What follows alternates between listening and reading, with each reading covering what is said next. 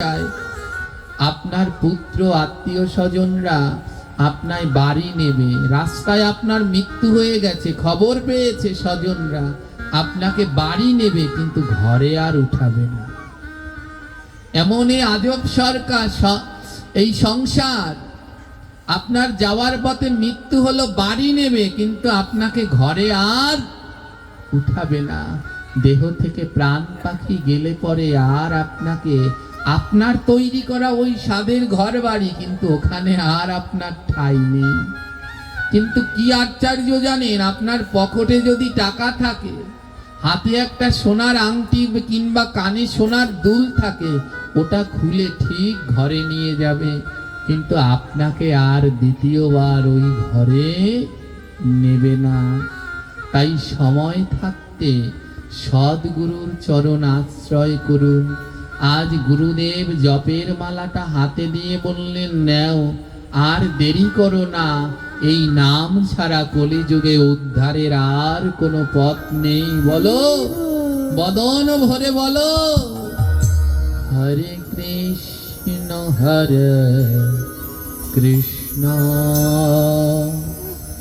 কৃষ্ণ কৃষ্ণ হরে হরে, হরে রাম হরে রাম, রাম রাম হরে হরে, হরে কৃষ্ণ হরে কৃষ্ণ রাধে কৃষ্ণ কৃষ্ণ হরে হরে, হরে রাম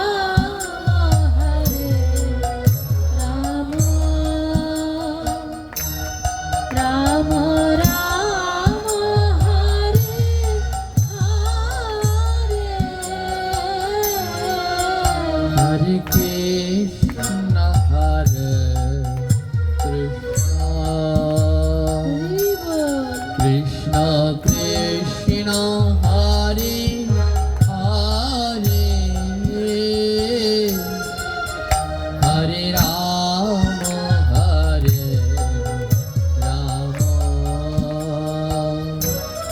রাম রাম হরে হরে, হরে কৃষ্ণ হরে উচ্চ স্বরে বদন ভরে বলো, কৃষ্ণ কৃষ্ণ হরে হরে,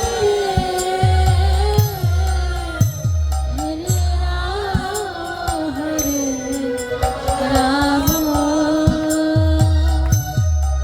রাম রাম হরে হরে।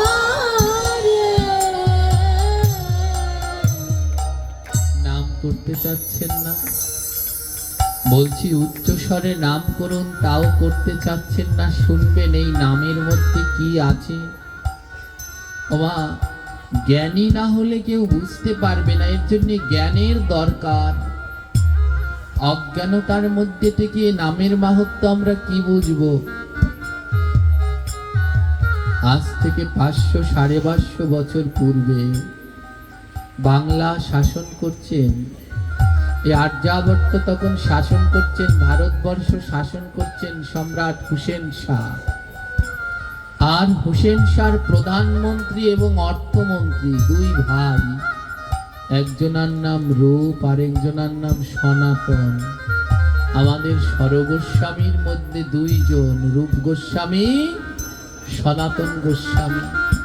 এনারা কোনো সাধারণ কেউ ছিলেন না। মা, ওই যে সরগোস্বামীর চিত্রপট ওখানে রয়েছে, আপনারা দেখবেন।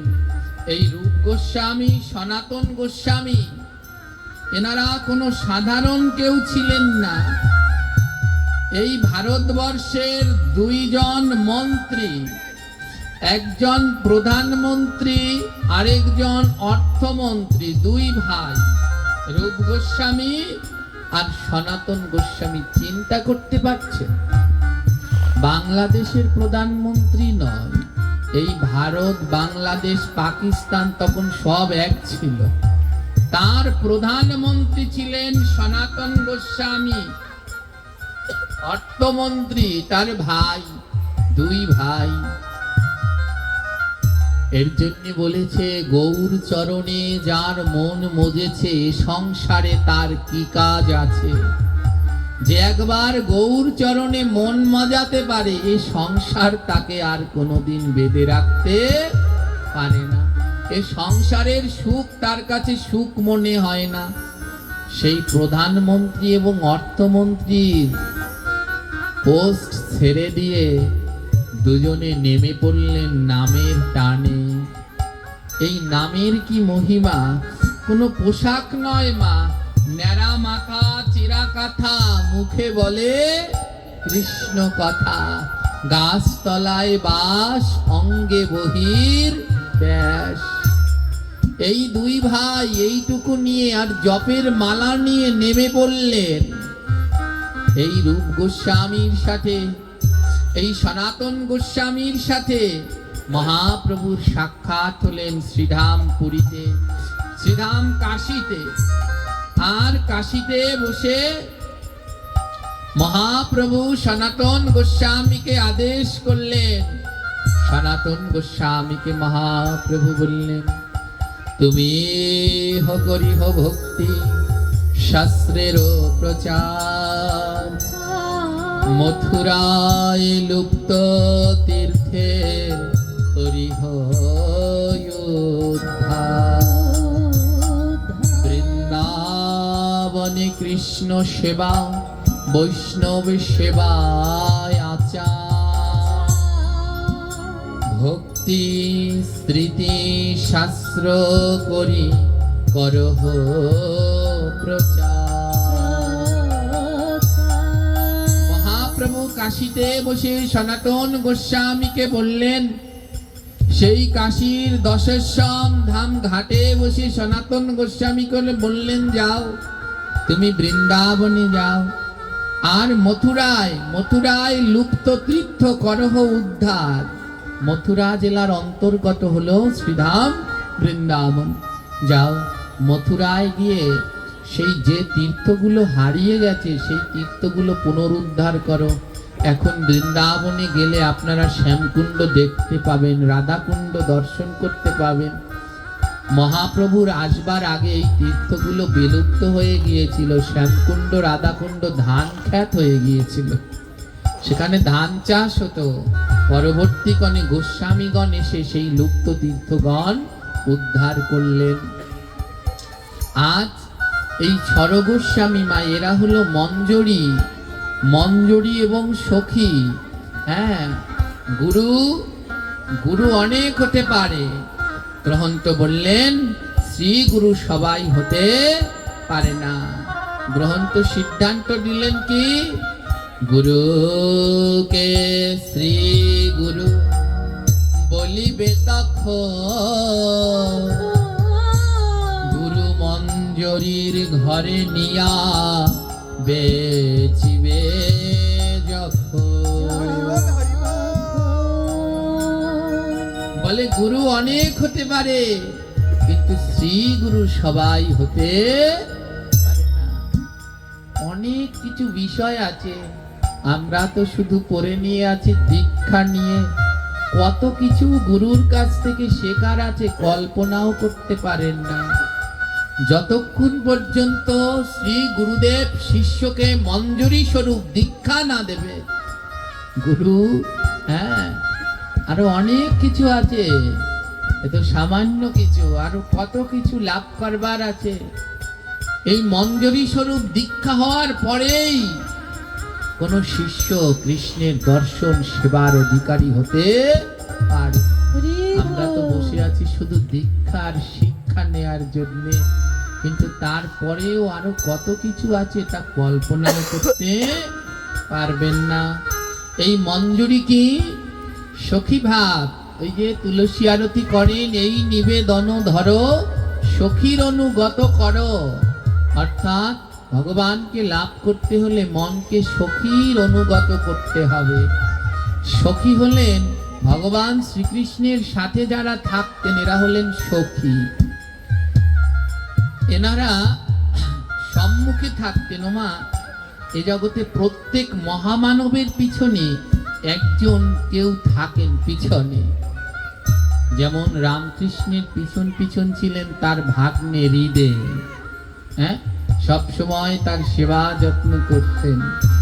চৈতন্য মহাপ্রভুর পাশে সব সময় গদাধর, হ্যাঁ, এমনি করে প্রত্যেক বাবা লোকনাথ, তার সাথে তার সেই বাল্য বন্ধু বেনি, এমনি করে সবাই একজন থাকতেন। তদ্রূপ রাধা কৃষ্ণের গুপ্ত সেবা, সখীরা ছিলেন বাইরে, কিন্তু গোপনে অন্তরঙ্গ যারা সেবা করতেন, যারা রাধা কৃষ্ণের সমস্ত কিছু জানতেন, তাদেরকে বলা হয় মঞ্জুরি। খুব মন দিয়ে শুনবেন। যেমন ললিতা সখীগণ রাধা কৃষ্ণের জন্য ফুল আনতেন, মালা আনতেন, চন্দন আনতেন, বাতাস করতেন। এনারা তো শুধু আশেপাশে, কিন্তু গোপনে ওই ফুল মালা যারা সংগ্রহ করতেন, চন্দনটা যারা বেটে দিতেন, যারা গোবিন্দের জন্য আহার্য প্রস্তুত করতেন, এই যে যারা গুপ্তভাবে ভগবানের সেবা করতেন, এদেরকে বলা হয় মঞ্জরি। এদেরকে কি বলা হয়? এই মঞ্জরির সংখ্যা 9 জন। আর এই 9 জন মঞ্জরি কলিযুগে আবির্ভূত হলেন। যিনি দাপর যুগে ছিলেন রূপমঞ্জরি, যিনি দাপর যুগে রূপমঞ্জরি ছিলেন, তিনি কলিযুগে জন্মগ্রহণ করলেন। তার নাম হলো রূপ গোস্বামী। খুব মন দিয়ে শুনবেন। যেমন অষ্টসখী, এই অষ্টসখী হলেন কলিযুগে অষ্টমহন্ত। যিনি ললিতা ছিলেন, কলিযুগে তিনি জন্মগ্রহণ করলেন, নাম হলো স্বরূপ দামোদর। যিনি বিশাখা ছিলেন, কলিযুগে তিনি আবির্ভূত হলেন, নাম হলো রায় রামানন্দ। এই যে একটু আগে কীর্তন শুনেছেন, এই কীর্তনের ভিতরে এদের নাম আছে। পঞ্চপুত্র সঙ্গে ভজে রায় রামা, রায় ভবানন্দ। 3 পুত্র সঙ্গে নাচে সেন শিবানন্দ। হ্যাঁ, এই ললিতা হলেন এই কলিযুগে 3.5 জন বৈষ্ণব, তার মধ্যে একজন হলেন স্বরূপ দামোদর। এই স্বরূপ দামোদর যিনি দাপর যুগে ছিলেন ললিতা সখী, যিনি বিশাখা ছিলেন তার নাম হলো রায় রামানন্দ, যিনি চিত্রা ছিলেন তিনি হলেন গোবিন্দানন্দ ঠাকুর, যিনি ইন্দুলেখা ছিলেন তিনি হলেন বসু রামানন্দ, যিনি চম্পকলতা ছিলেন তিনি হলেন সেন শিবানন্দ, যিনি রঙ্গদেবী ছিলেন তিনি হলেন গোবিন্দ ঘোষ। শুনেছেন সেই হর্তকী কীর্তন? একটি হর্তকী জমা করেছিলেন, এই গোবিন্দ ঘোষ ছিল রঙ্গদেবী সখী। যিনি তুঙ্গবিদ্যা তিনি ছিলেন মাধব ঘোষ, আর যিনি সুদেবী তিনি ছিলেন বাসুদেব ঘোষ। এই গ্রন্থ না পড়লে আপনাদের মাথার উপরে দিয়ে যাবে। গৌর চরিতামৃত, গৌর পার্শ্বটা বলি, গৌরাঙ্গ মহাপ্রভুর পার্শ্বদের কথা যে গ্রন্থে লেখা আছে, এগুলো পড়লে বুঝবেন। এই 8 জন সখী কলিযুগে জন্মগ্রহণ করলেন, হলেন অষ্টমহন্ত। আরো 9 জন ছিলেন মঞ্জরি। ভগবানের সখী ছিলেন 8 জন, আর মঞ্জরি ছিলেন কয়জন? 9 জন। রূপমঞ্জরি, এই রূপমঞ্জরি কলিযুগে হলেন রূপ গোস্বামী। লবঙ্গমঞ্জরি তিনি হলেন সনাতন গোস্বামী। রসমঞ্জরি তিনি হলেন রঘুনাথ ভট্ট গোস্বামী। বিলাস মঞ্জরি ইনি হলেন জীব গোস্বামী। গুণমঞ্জরি ইনি হলেন গোপাল ভট্ট গোস্বামী। রঘুনাথ দাস গোস্বামী ইনি হলেন রতি মঞ্জরি। ভূগর্ভ গোস্বামী ইনি হলেন প্রেম মঞ্জরি। লোকনাথ গোস্বামী ইনি হলেন মঞ্জুমালি মঞ্জরি। কৃষ্ণদাস কবিরাজ গোস্বামী ইনি হলেন কস্তুরী মঞ্জরি। আপনাদের যখন কোনো সদ্গুরুর কারো যদি কৃপা হয়, তখন এই মঞ্জরি পরম্পরায় দীক্ষা দেবে, তখন আপনার লেখা থাকবে বয়স কত। এই এখন এমন লেখা আছে না, নাম কি, সেবা কি, এরপরে আবারও একটা মন্ত্র আছে, ওটা হলো মঞ্জরি স্বরূপ। ওটা গুরুদেব সবাইকে দেবে না, যার ভিতরে সেই ভাব আছে তাকেই শ্রী গুরুদেব মঞ্জরি স্বরূপ দীক্ষা দেন। ওখানে থাকে বয়স কি, হ্যাঁ, তুমি কোন মঞ্জরি কোন সখার এইগুলো থাকে। হ্যাঁ, তদ্রূপ এই 9 জন মঞ্জরি কলিযুগে জন্মগ্রহণ করলেন, আর তার মধ্যে সরগোস্বামী রইলেন। এই সরগোস্বামী হলেন 6 জন মঞ্জরি, তার মধ্যে 2 মঞ্জরি, একজন হলেন রূপ গোস্বামী আর একজন হলেন সনাতন গোস্বামী। ইনি হলেন রূপমঞ্জরি আর লবঙ্গ মঞ্জরি, এই 2 ভাই। সেই হুসেন শাহর রাজ দরবারে একজন অর্থমন্ত্রী আরেকজন প্রধানমন্ত্রী সর্বস্ব ত্যাগ করে ভগবানের পথে নেমে গেলেন। হাতে শুধু জপের মালা, মাথায় চুলটুকুও নেই, ন্যাড়া মাথা। এই যে কালকে বলেছিলাম মাথায় চুল থাকলে আবার তেলের চিন্তা করতে হয়, তাই যারা একনিষ্ঠ, হ্যাঁ, প্রকৃত সাধু, তারা মাথায় চুলও রাখেন না, বলে চুল থাকলে তো আবার তেলের চিন্তা। হ্যাঁ, ভালো একটা কাতাও রাখেন না, ছেঁড়া কাতা, বলে কাতাটা রাখলে পরে আবার ভালো কাতা থাকলে ওর পাহারা দেওয়ার জন্য কাউকে লাগবেন। মহাপ্রভুর আদেশে কাশী ধামে বসে মহাপ্রভুর সাথে সাক্ষাৎ হয় সনাতন গোস্বামী। সনাতন গোস্বামীকে আদেশ করলেন, মহাপ্রভু যাও, বৃন্দাবনে যাও, আর লুপ্ত তীর্থগুলো উদ্ধার করো। লুপ্ত তীর্থগুলো উদ্ধার করে তুমি বৃন্দাবনে সেই লুপ্ত তীর্থগুলোর প্রচার করো। সেই থেকে সনাতন গোস্বামী বৃন্দাবনে এসে লুপ্ত তীর্থ উদ্ধারের উদ্দেশ্যে এবং গ্রন্থগুলো আবার পুনরায় প্রচলনের উদ্দেশ্যে চেষ্টা করে গেলেন।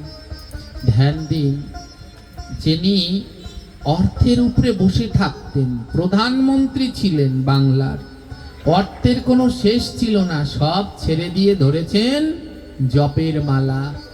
যিনি সেই বিশাল সুরম্য অট্টালিকার মধ্যে থাকতেন, ওই যমুনার তীরে একটি ভাঙা ঘর, হ্যাঁ, এখন বৃন্দাবনে সেইটা হলো মদন মোহন মন্দির। সেই মদন মোহন মন্দিরে ওই যমুনার তটে সনাতন গোস্বামীর এক সময় ভাঙা ঝুপড়ি ঘর ছিল, লতা পাতা দিয়ে ভাঙা ঝুপড়ি ঘর। বর্ধমানে এক প্রকৃত শিব ভক্ত বাস করতেন। সেই শিব ভক্তের নাম ছিল জীবন। জীবন নামে এক শিব ভক্ত বর্ধমানে বাস করতেন, শিব ঠাকুরের পরম ভক্ত। তো ওনার একটা মেয়ে ছিল, বিবাহযোগ্যা মেয়ে, কিন্তু এত গরিব, সেই মেয়েটাকে বিয়ে দেবে তার কোনো সামর্থ্য নেই। তো ভোলানাথের কাছে বলল, ভোলানাথ আমায় কিছু ধন সম্পদ দাও, আমায় কিছু ধন সম্পদ দাও। আমি তোমায় এত ডাকি, আমি তোমার এত পূজা অর্চনা করি, আমায় কিছু ধন সম্পদ দাও মা। আমরা ভগবানকে পাবো কি করে, কারণ আমরা চাইতে জানি না। সেই ব্রাহ্মণ ভোলানাথের কাছে বললেন, প্রভু আমায় কিছু ধন সম্পদ দাও। প্রতিদিন এমনি করে চাই। একজন বললেন, শোনো তুমি কাশীতে যাও, কাশীতে ভোলানাথ হলেন সাক্ষাৎ। কাশীতে গিয়ে ভোলানাথের কাছে যে যা চায় তাই পায়। সেই ব্রাহ্মণ কাশী গেলেন এবং ভোলানাথের কাছে গিয়ে বললেন, ভোলানাথ আমায় কিছু ধন সম্পদ দাও।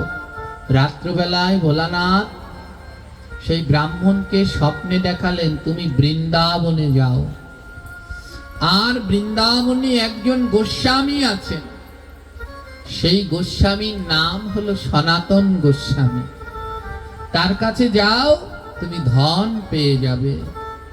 খুব মন দিয়ে শুনবেন। কোথায় যেতে বললেন? বৃন্দাবনে। কার কাছে যেতে বললেন? সনাতন গোস্বামীর। ওমা, তার কাছে কি টাকা পয়সা কিছু আছে? যা ছিল সর্বস্ব ত্যাগ করে একটা ঝুপড়ি ঘর বেঁধে তার ভিতরে তার সম্বল হলো জপের মালা আর একটা চেরা কাঁথা। ওই তার সম্বল, এছাড়া আর কিছু নেই। সমস্ত ধন তিনি ত্যাগ করে দিয়েছেন। কারণ ধন থাকলে কৃষ্ণ পাওয়া যায় না। সর্বস্ব ধন ত্যাগ করে এসে যমুনার তীরে বসেছেন গোবিন্দকে পাওয়ার জন্য। ভোলানাথ স্বপ্নে দেখিয়ে ব্রাহ্মণকে বললেন, ব্রাহ্মণ তুমি বৃন্দাবনে সনাতন গোস্বামীর কাছে যাও, তুমি ধন পেয়ে যাবে। ব্রাহ্মণ মনে মনে ভাবলো, সনাতন গোস্বামী বোধহয় কোটি কোটি টাকার মালিক, কারণ সাক্ষাৎ ভোলানাথ বলেছে তার কাছে যেতে, তাহলে সে তো কোনো সাধারণ কেউ নয়, নিশ্চয়ই কোটি কোটি টাকার মালিক, তার কাছে গেলে অনেক ধন পাওয়া যাবে। রওনা দিলেন ব্রাহ্মণ বৃন্দাবনের উদ্দেশ্যে। সেই যমুনার তীর দিয়ে হাঁটছে। এবার যমুনার তীর দিয়ে যখন হেঁটে যাচ্ছে, সেই মদনমোহন টিলা আজও রয়েছে। এবার বৃন্দাবন ব্রজবাসীদের কাছে জিজ্ঞেস করছে, তোমরা কেউ সনাতন গোস্বামীকে চেনো? ব্রজবাসীরা বলছে, কেন চিনব না, এই ব্রজে তার মতো আর দ্বিতীয় কেউ নেই। তিনি কোথায় থাকেন? ওই যে মদনমোহন টিলা, ওখানে চলে যাও, তেনাকে পেয়ে যাবে। সেই ব্রাহ্মণ চলে গেলেন মদনমোহন টিলার কাছে। একজনকে জিজ্ঞেস করে বললেন, সনাতন গোস্বামীর বিল্ডিং কোনটা? সনাতন গোস্বামীর রাজপ্রসাদটা কোনটা? ব্রজবাসীরা বলছে, এখানে তো সনাতন গোস্বামীর কোনো রাজপ্রসাদ নেই, এই বৃন্দাবনে একজনই সনাতন গোস্বামী আছে, আর ওই যে সামনে দেখো একটা ঝুপড়ি বাঁধা ভাঙা তালপাতার ঘর, ওটার মধ্যেই আমাদের সনাতন গোস্বামী বিরাজ করেন। ওখানে বসেই তিনি ভজন করেন, ওখানে বসেই তিনি জপ করেন। ব্রাহ্মণ বলছে, কি অবাক কাণ্ড, ভোলানাথ আমায় স্বপ্নে বলেছে সনাতন গোস্বামীর কাছে যাও, আর আমি তো সনাতন গোস্বামীর কাছে আসলাম, কিন্তু এ সনাতন গোস্বামী দেখি তো আমার থেকেও গরিব। আমার যে ঘর আছে তাতে তো চাল আছে, এর যে ঘর এতে তো চালও। আমার ঘরে তো কয়েকটা হাঁড়ি পাতিল আছে, এর তো শুধু একটা মাটির বাসন ছাড়া আর কিছু নেই। আমার ঘরে তো জামা কাপড় আছে, এর তো একটা ছেঁড়া কাঁথা ছাড়া আর কিছুই নেই। সেই ব্রাহ্মণ বললে, থাক, এত কষ্ট করে যখন এসেছি একবার ওনাকে দর্শন করে যাই। গিয়ে দেখলেন সনাতন গোস্বামী, সেই বাংলার প্রধানমন্ত্রী, সমস্ত অর্থ ত্যাগ করে ন্যাড়া মাথা চেরা কাটা গায়ে দিয়ে হাতে জপের থলিটা নিয়ে জপ করছে, আর দুই নয়ন থেকে অজর ধারায় জল ঝরছে।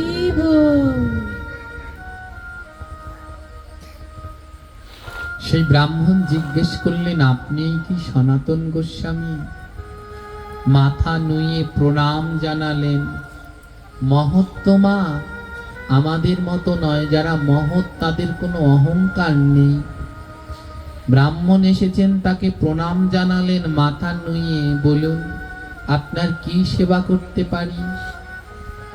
সেই ব্রাহ্মণ বললেন, আমি অনেক দূর থেকে এসেছি, আমি কাশী গিয়েছিলাম ভোলানাথের কাছে ধন চাইতে। ভোলানাথ আমায় স্বপ্নে আদেশ করেছে আপনার কাছে আসতে, কিন্তু আপনার যে অবস্থা এ তো আমার থেকেও খারাপ। আপনি আমায় কি ধন দেবেন? তার থেকে আমি চলে যাই।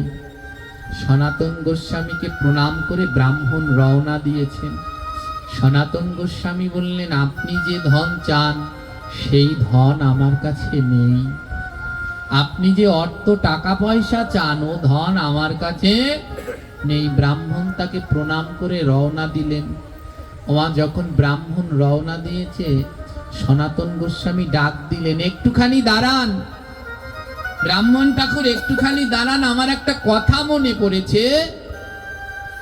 ব্রাহ্মণ বলছে, কি কথা?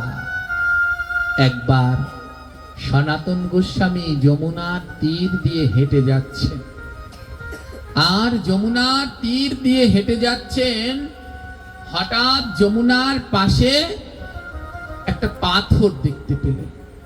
চকচকে বড় চকচক করছে মূল্যবান একখানা পাথর দেখতে পেলেন। এবার সেই পাথর দেখতে পেয়ে সনাতন গোস্বামী দেখতে পেয়েছে, ওমা, জহরীরা জহর চেনে, শুয়োরে চেনে কচু। তো সনাতন গোস্বামী তো একসময় বাংলার অর্থ প্রধানমন্ত্রী ছিলেন। ও পাথর দেখে বুঝতে পারলেন এটা কোনো সাধারণ পাথর। সনাতন গোস্বামী বুঝতে পারলেন এটা পরশ পাথর।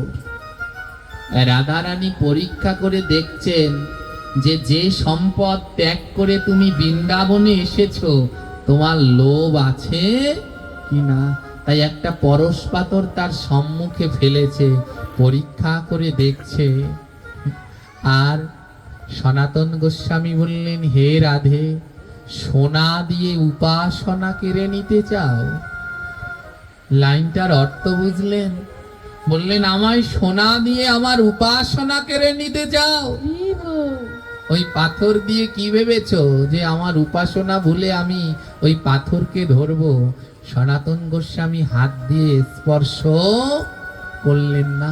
কিছুটা দূরে গিয়ে মনে মনে ভাবলেন, এত মূল্যবান পাথর কোনো দুষ্টু লোকের হাতে যদি পড়ে, তাহলে এই পাথর দিয়ে সে অনেক খারাপ কাজ করতে পারে।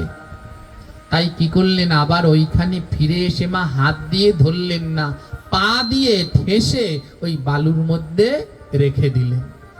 ফলে কোনোদিন যদি কোনো ভালো মানুষের কাজে লাগে, স্পর্শ করলেন না। আমরা রাস্তায় যদি হেঁটে যাই, 5টা টাকা পেলেও দৌড়ে কেমন করে কার আগে ধরে কে নেব। এই হলো মা প্রকৃত সাধুর লক্ষণ। পরশ পাথর পেল, হাত দিয়েও স্পর্শ করলেন না, পা দিয়ে ঠেসে ওই বালির মধ্যে রেখে দিলেন। সনাতন গোস্বামী বললেন, ব্রাহ্মণ একটু দাঁড়াও, আমার না একটা ঘটনা মনে পড়েছে, ওই পাথরের কথা মনে পড়েছে। ভোলানাথ ভুল বলেনি, ভোলানাথ ঠিকই বলেছে। শোনো, আমার সাথে আসো। তুমি কোথায়? চলো। যমুনার তীরে নিয়ে গেলেন। আর সনাতন গোস্বামী দেখিয়ে দিলেন, ওই যে বালু, ওই বালুটার ওই জায়গায় খনন করো। বলে, কেন করো না? ব্রাহ্মণ সেই বালুর ওই জায়গায় একটু খনন করতেই দেখলেন এক চকচকে পাথর। সনাতন গোস্বামী বললেন, এটা পরশ পাথর, নিয়ে যাও। লোহার সাথে লাগালে পরেই লোহা স্বর্ণ হয়ে যাবে। এটা সেই দুর্লভ পরশ মণি। এই মণি এত দুর্লভ, এই লোহার সাথে লাগালে স্বর্ণ হয়ে যায়। ব্রাহ্মণ বলে, একবার পরীক্ষা করে দেখি। কোমরে ছিল একটা লোহার কাঠি, যেই না সেই মণিটা লোহার কাঠির সাথে লাগালো, দেখে সঙ্গে সঙ্গে স্বর্ণ হয়ে গেছে। ব্রাহ্মণ বলে, ওরে বাবা, এত দুর্লভ বস্তু আমি পেলাম, এবার তো আমি কয়েকদিনের মধ্যে ধনী হয়ে যাব। পিছনে ফিরে আর তাকালেন না।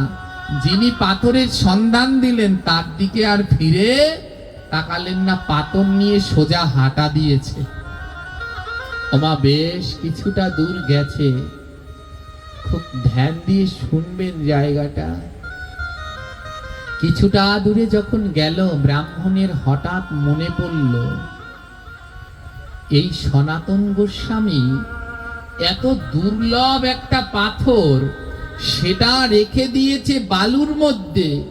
তাহলে ওনার কাছে না জানি ওর থেকে কত দামি বস্তু আছে।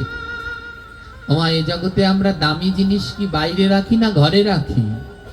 জোরে বলেন। ঘরের ভিতরে সিন্ধুকে তালা দিয়ে রেখে দেই দামি জিনিসগুলো।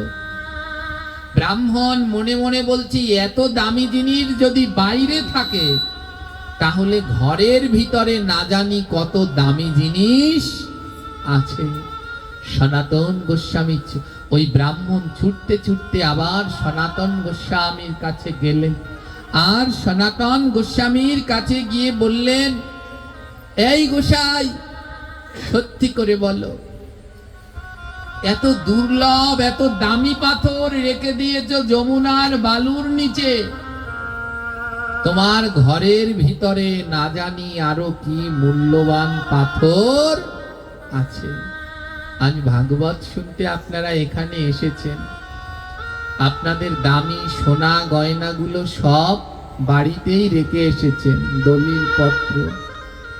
যে সিন্ধুকের মধ্যে তালা দিয়ে রেখেছেন, চাবিটা আপনার সাথেই এনেছেন, ওটা আর ওখানে রেখে আসেননি। ব্রাহ্মণের মহতের দর্শন পেয়েছে তোমার, গ্রহন্ত সিদ্ধান্ত দিলেন মহতের দর্শনে পবিত্র হয়। সনাতন গোস্বামী সাধারণ কেউ নয়, সেই বৃন্দাবনে শ্রীমতী রাধা রানীর লবঙ্গ মঞ্জরী, যিনি কলিযুগে অবতীর্ণ হলেন সনাতন গোস্বামী। ওই ব্রাহ্মণের মনের ভিতরে ছিল লালসা, তার চেতনা ছিল ঘুমান্ত। আজ শুদ্ধ ভক্তের দর্শন পেয়ে সেই চেতনা জাগ্রত হয়ে গেল। ব্রাহ্মণের দুটি নয়নে জল ঝরছে, কারণ ভক্তের দর্শন হলে পরে মনের সমস্ত কালৌষতা দূর হয়। গ্রহন্ত সিদ্ধান্ত দিয়ে বললেন, একবার যদি কারো হয় ভক্ত দর্শন, 100 বার গঙ্গা স্নানের ফল হয় বলে একবার যদি কেউ ভক্তের মুখের দিকে তাকায়, দর্শন করে, সাথে সাথে তার 100 বার গঙ্গা স্নান হয়। বলে আর কি কোনো গুণ আছে ভক্তের? মহাজন বলে আছে বই কি, শুনবে? ভক্তের বাতাস যদি লাগে কারো গায়, জন্মে জন্মের যত পাপ দূর হয়ে যায়। একবার যদি ভক্তের বাতাস কারো গায়ে গিয়ে উড়ে লাগে, তার 100 জন্মের পাপ দূর হয়।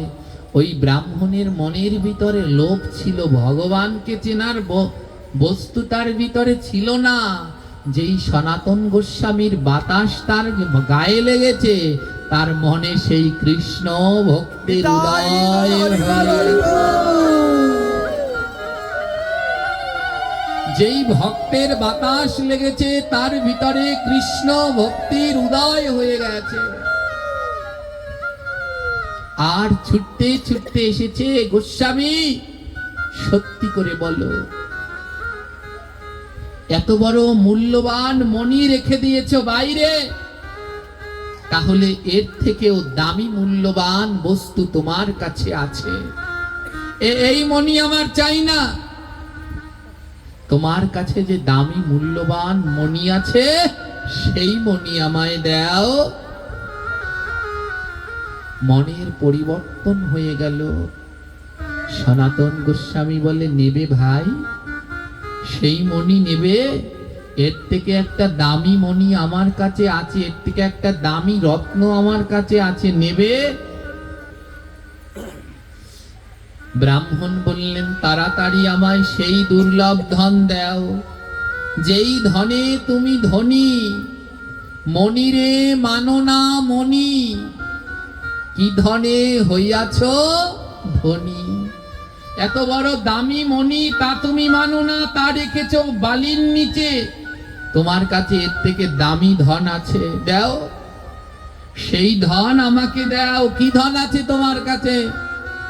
সনাতন গোস্বামী বলল, নেবে? দাঁড়াও। ওই কুঠির ভিতর থেকে জপের মালাটা এনে ওই ব্রাহ্মণের হাতে তুলে দিল, নাও। ওই মণির থেকেও দুর্লভ ধন হলো এই জপের মালা। নাও। ওই মণিতে অর্থ পাওয়া যায়, কিন্তু ওই মণিতে কৃষ্ণ পাওয়া যায় না। আর এ জগতে যিনি কৃষ্ণ পায়, তার কাছে সব আছে।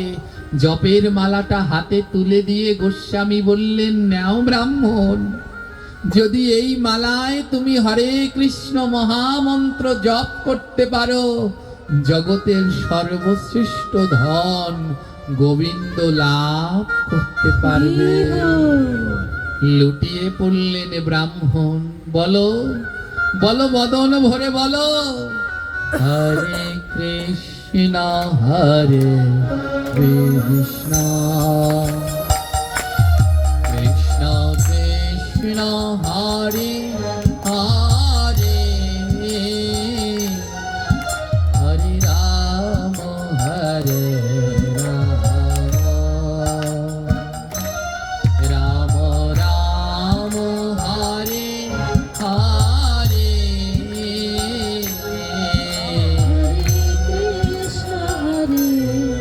কৃষ্ণ কৃষ্ণ কৃষ্ণ সবাই মিলে উচ্চ স্বরে বলো, সমস্ত ধন ত্যাগ করে সনাতন গোস্বামী নিলেন রাম রাম হরে হরে,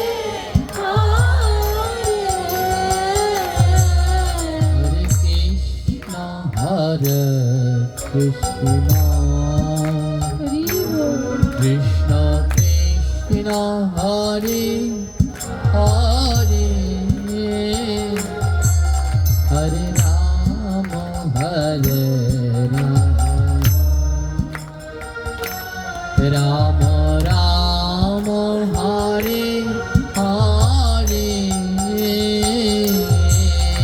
হরে কৃষ্ণ হরে কৃষ্ণ গৌর হরি গৌর হরি। কৃষ্ণ কৃষ্ণ হরে হরে,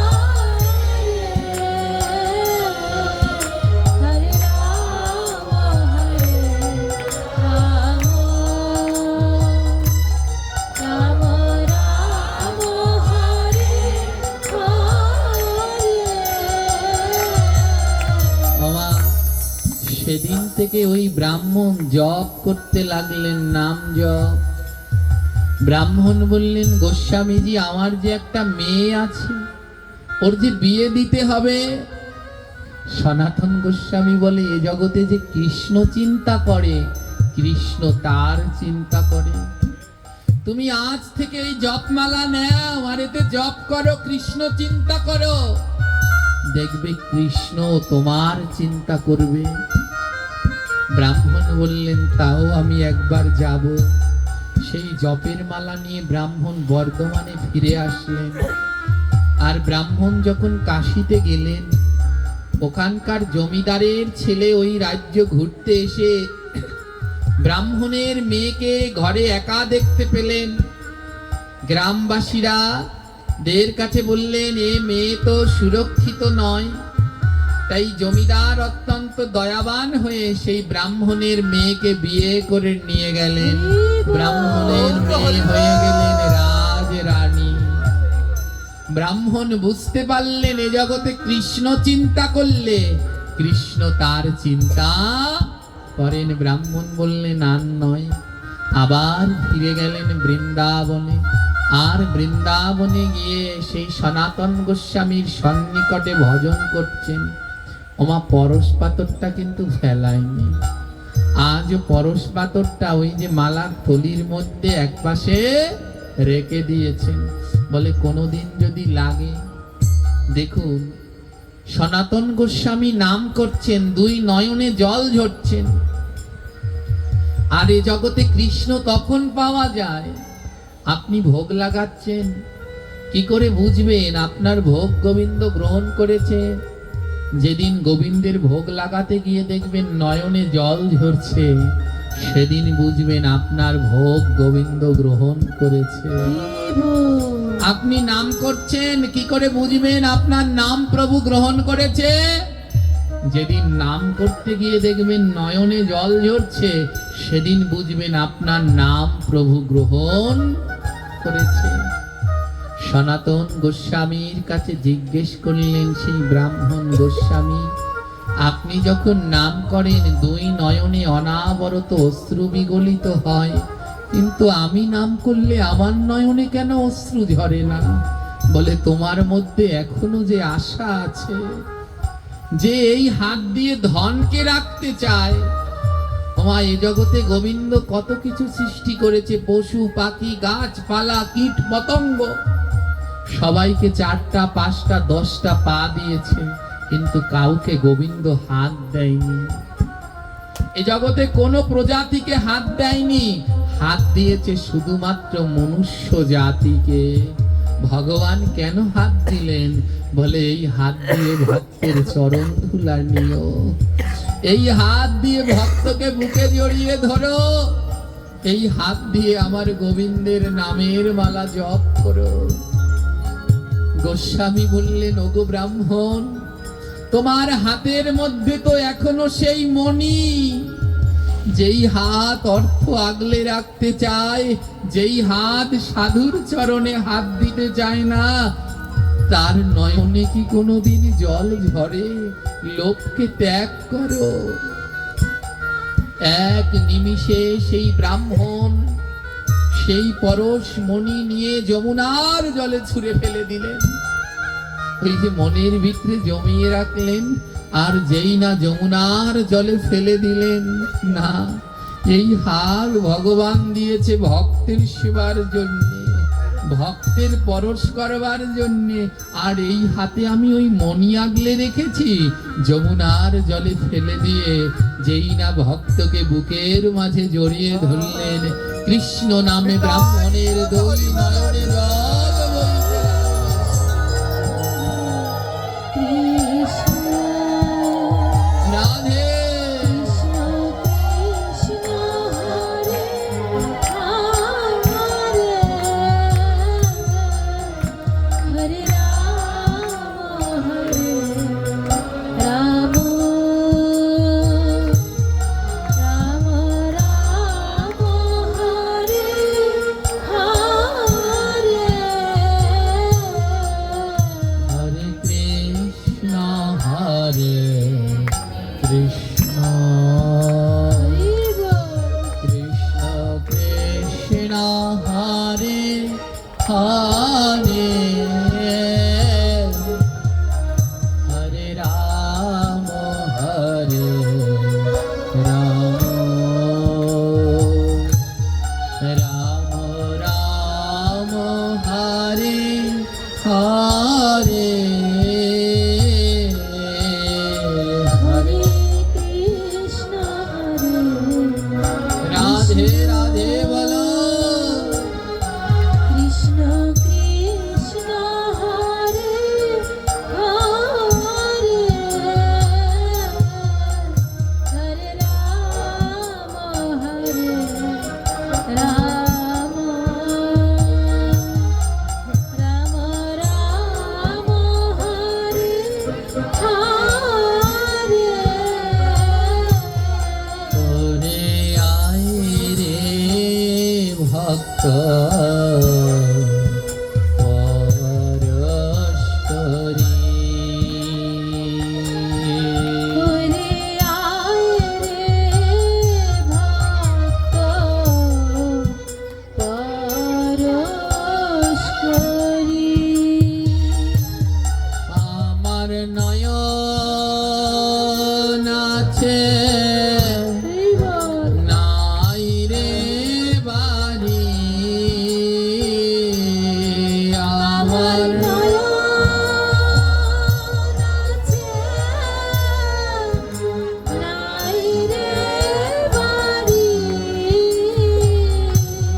তোরে আয় রে ভক্ত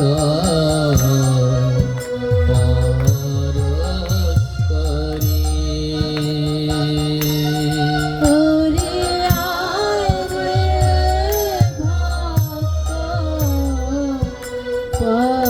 পরশ করি আমার জীবন বেলা ডুবু ডুবু,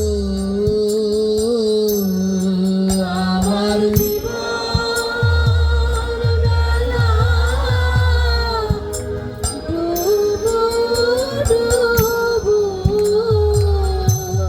আমার জীবন বেলা ডুবু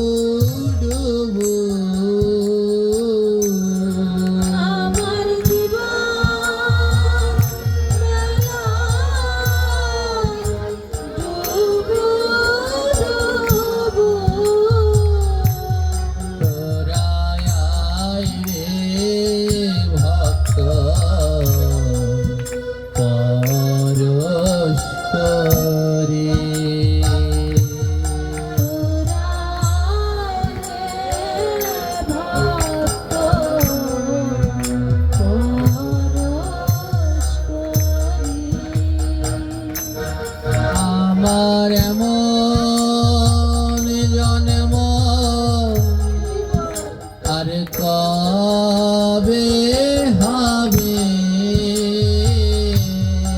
আমার মন জন্ম কবে হবে আমি এমন সঙ্গ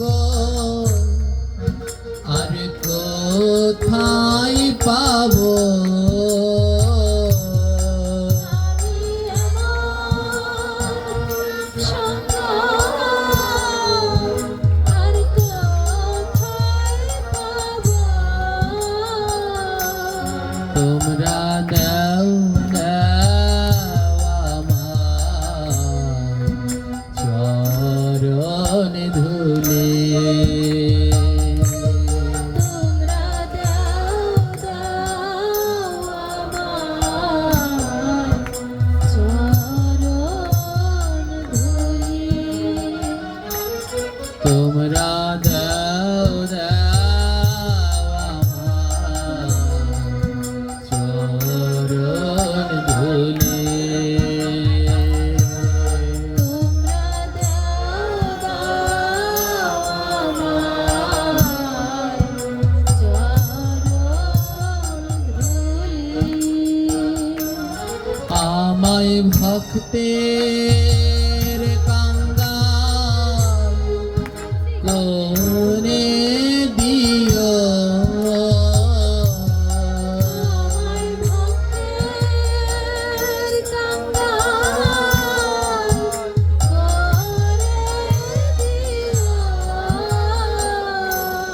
তুমি শোনো শোনো গৌর হরি তুমি শুনো শুনো গৌর হরি ও গৌর হরি আমি ধন জন চাই না, জন্মে জন্মে আমায় ভক্তের কাঙাল করে দিও, যেন ভক্তের সেবায় লাগতে পারি প্রভু। হে কৃষ্ণ ভক্তগণ, আজ যেই অঙ্গনে আমরা রয়েছি এরা আমার শিষ্য সন্তান হলেও ভক্তিতে আমার থেকে অনেক ঊর্ধ্বে। আজ যত জায়গায় আমরা হরিকথায় যাই, প্রত্যেক ভাগবত বক্তারই তখন আনন্দ হয় যখন আসর ভরা ভক্ত থাকে, আর ভক্ত না হলে কেমন খালি খালি লাগে, কোনো পাঠক আর ওখানে দ্বিতীয়বার যেতে চায় না।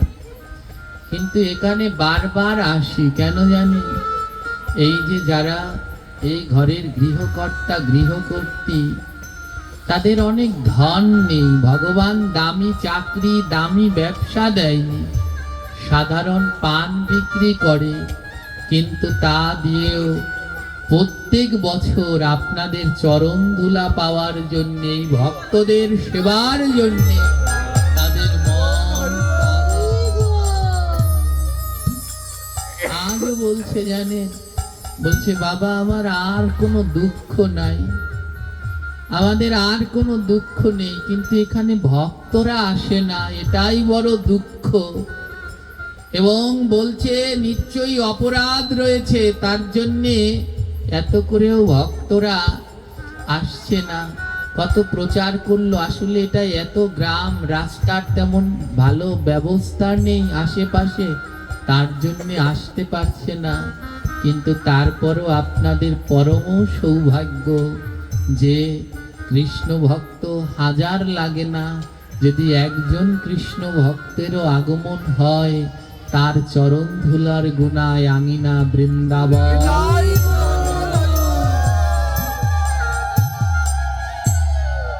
তাই ভক্ত বলছে প্রভু আমার ওই ধন চাই না, জন্মে জন্মে আমায় কাঙাল করে দিও, যেন কৃষ্ণ ভক্তে সঙ্গ পাই গো, যেন কৃষ্ণ ভক্ত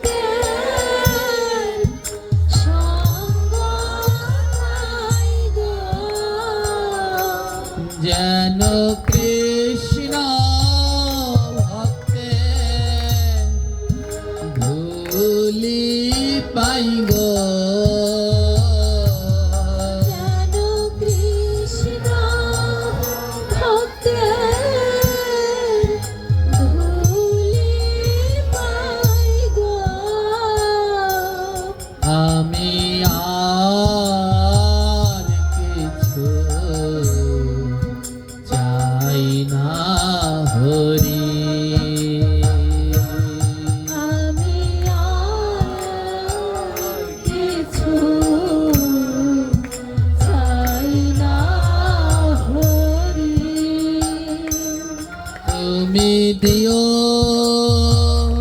তোমার চরণ তরি তুমি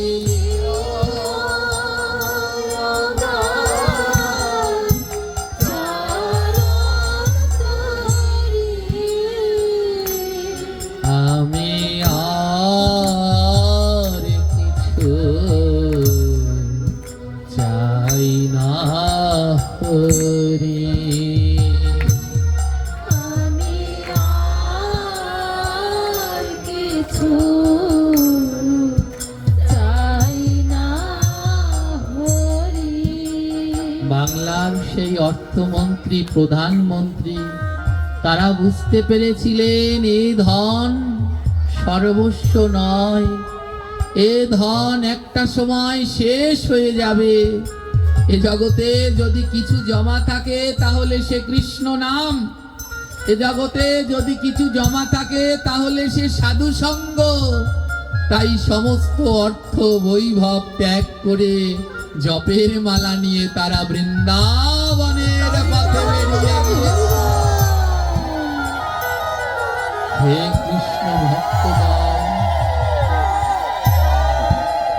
তাই আসুন সময় থাকতে থাকতে আমরাও বৃন্দাবনের পথে বেরিয়ে পড়ি। বৃন্দাবন কোথায়? এই তো বৃন্দাবন। আমাদের মতো নরাধমের কাছে সাধুগুরু বৈষ্ণবের চরণই বৃন্দাবন। যেন চরণে ধরে থাকতে পারি, যেন চরণ ধরে থাকতে পারি, যেন নয়ন জলে ভাসতে